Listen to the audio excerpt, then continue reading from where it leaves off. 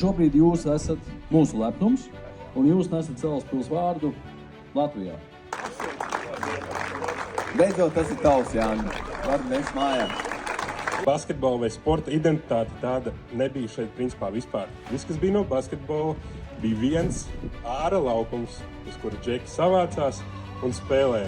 Komandas atspoguļošana faniem un arī fanu ierašanās spēlēs, tas tiešām bija tāds augsta līmeņa visa organizācija. Kādreiz es sabļāvu, kas katrā dienā bija personīgi, ka katrā dienā Kuras spēlēs nekur nav bijis tāds atbalsts no malas, tāpēc liels paldies. Vai kuras spēlēs, reti kur var spēlēt ar tādiem labiem džekiem.